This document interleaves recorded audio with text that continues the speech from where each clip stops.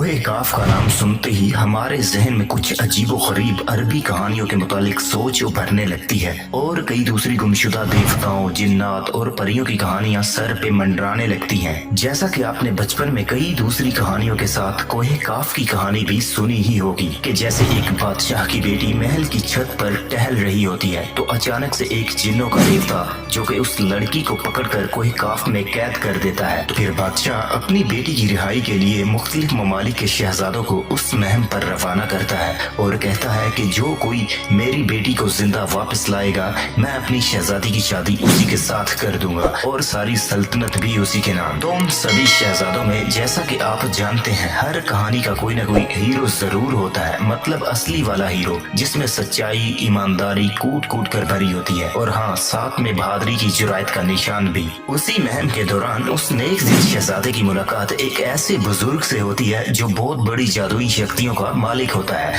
जो शहजादे की नेक दिली की वजह से उसे एक जादुई अंगूठी बतौर तोहफा देता है, जिसकी बदौलत वो फौरन कोहे काफ पहुंचकर और जिनको मारकर शहजादी को आजाद कर कर वापस बादशाह के पास ले आता है। तो कुछ इस तरह शहजादे की शादी बादशाह के वादे के मुताबिक उसकी बेटी से कर दी जाती है। इसी तरह की मिलती जुलती कहानियां आपने ढेरों सुनी होगी, लेकिन हकीकत में कोहे काफ कहाँ वाक़ है और इसकी असली कहानी क्या है वो हम आज की इस वीडियो में जानेंगे। काफ एक ऐसी वादी जो काले देवताओं, जिन्नात, परियों और कई दूसरी अजीब हैवानी मखलूकात पर मशहूर है। काफ एक ऐसा पहाड़ है जिसे कफकास भी कहते हैं और इंग्लिश में कसासस माउंटेन भी कहते हैं कि ये एक ऐसा पहाड़ है जहाँ हमेशा अंधेरा और अंधेर दुनिया का एक राज्य बसा है और जहाँ सूरज की और चांद की रोशनी का कहीं दूर तक नामो निशान नहीं।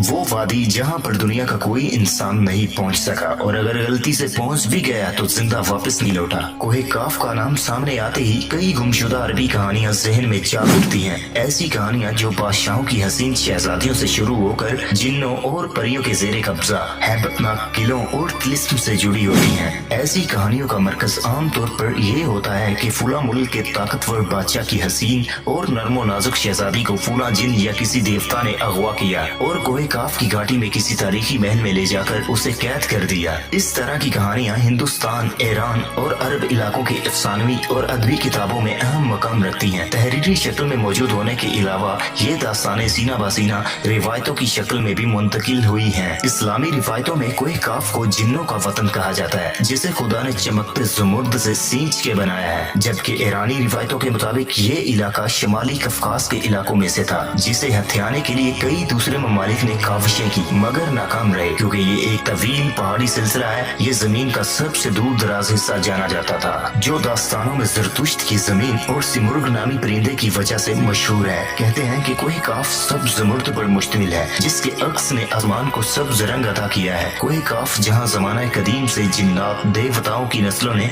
हुकूमतें कायम की थी। कहते हैं कि कोहे काफ कई इलाकों पर मुनकसिम है जिसमें 70 जमीनें चांदी की और 70 सोने की हैं और 70 मश्क की। अरबी किताबों के मुताबिक काफ पहाड़ी सिलसिलों में सबसे ऊंचा पहाड़ है जो अल्लाह ताला की तरफ से जमीन को सहारा देने के लिए बनाया गया था और इस दुनिया में जितने भी दूसरे पहाड़ी सिलसिले वाक़या हैं तमाम सिलसिलों की शाखें ज़ेरे जमीन कोहे काफ से जुड़ा है। ज़करिया अल कज़वीनी ने 13वीं सदी में अजाइबुल मखलूकात व गराइबुल मखलूकात नामी एक किताब लिखी थी जिसमें उन्होंने कॉस्मोलॉजी के मुताबिक ये नजरिया पेश किया है कि आसमान को खुदा ने थाम रखा है ताकि वो जमीन पर न गिर पड़े। इस जमीन के चारों तरफ पहाड़ी सिलसिला है जिसमें कोहे काफ भी शामिल है जो इन सिलसिलों को खूंटी की तरह अपनी जगह पर बनाए रखता है। इसी तरह मशहूर सूफी बुजुर्ग मौलाना जलालुद्दीन रूमी ने अपनी तहरीरों में कोहे काफ का जिक्र कुछ यूं बयां किया है कि ताकतवर बादशाह सिकंदर जुल्करनैन ने आबे हयात की तलाश में मशरिक का सफर किया था। इस सफर के दौरान आप कोहे काफ तक जा पहुंचे थे। जब आप कोहे काफ पहुंचे तो आपने देखा कि वहाँ फरिश्ता इसराफील कयामत के दिन सूर फूंकने का इंतजार कर रहा है। कोहे काफ और इसमें आबाद मखलूकात के मुतालिक एक और रिवायत बयां की जाती है कि हजरत इब्ने अब्बास फरमाते हैं कि रसूलुल्लाह सल्लल्लाहु अलैहि वसल्लम हमारे पास तशरीफ लाए जबकि हम मस्जिद नबवी में हल्का बनाकर बैठे हुए थे। आपने हमसे पूछा कि तुम क्या कर रहे हो, तो हमने अर्ज की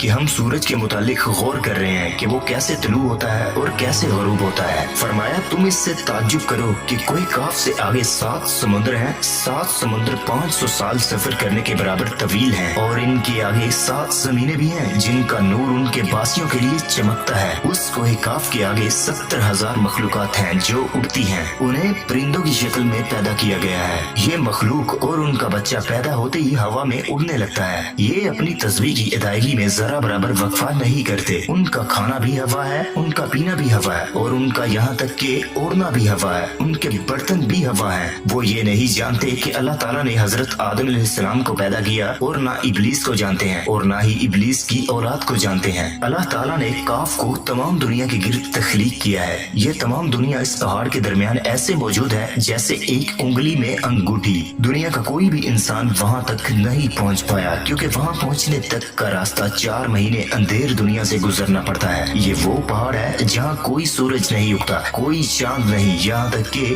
وہاں کے لوگ چاند اور سورج کے بارے میں بھی نہیں جانتے۔ یہ اللہ تعالیٰ نے سورج اور چاند بھی تخلیق کیے ہیں۔ جو روشنی ان تک پہنچتی ہے وہ کاف پہاڑ کی روشنی ہے، اور وہاں موجود مخلوقات جڑی بوٹیاں کھاتے ہیں اور ان کے بدن پر کوئی کپڑا نہیں ہوتا۔ صحابہ نے پوچھا کہ یا رسول اللہ، کیا وہ لوگ فرشتے ہیں؟ تو آپ نے ارشاد فرمایا، نہیں، وہ فرشتے نہیں، لیکن اللہ تعالیٰ سے ان کی فرمانبرداری بالکل فرشتے کی طرح ہے۔ پھر آپ نے فرمایا کہ معراج کی رات ان کی ملاقات کوہ کاف کے لوگوں سے ہوئی تھی، اور وہاں کے لوگوں نے آپ کی دعوت کو قبول کیا اور وہ مسلمان ہو گئے۔ صوفیاء کرام کے نزدیک دراصل کوہ کاف اس زمین میں موجود کوئی پہاڑ نہیں، بلکہ کوہ کاف سے مراد عالم مثال میں واقع وہ پہاڑی سلسلہ ہے جو بذریعہ کشف اولیاء کرام کی مشاہدے میں آتے ہیں، جیسا کہ خواجہ فرید الدین عطار جیسے صوفیاء نے اس تصور کا مشاہدہ کیا ہے۔ طریقت میں کوہ کاف کو شعور کا ایک دائرہ اور ایک مرید کی حد سمجھا جاتا ہے، جسے پا کر بندہ فنا فی اللہ کے درجے تک پہنچ جاتا ہے۔ بہت سارے لوگوں کا ماننا ہے کہ یہ لفظ کاف کسی چیز کی مرکز کو ظاہر کرتا ہے، اور یہ لفظ اتنا مقدس ہے کہ قرآن پاک میں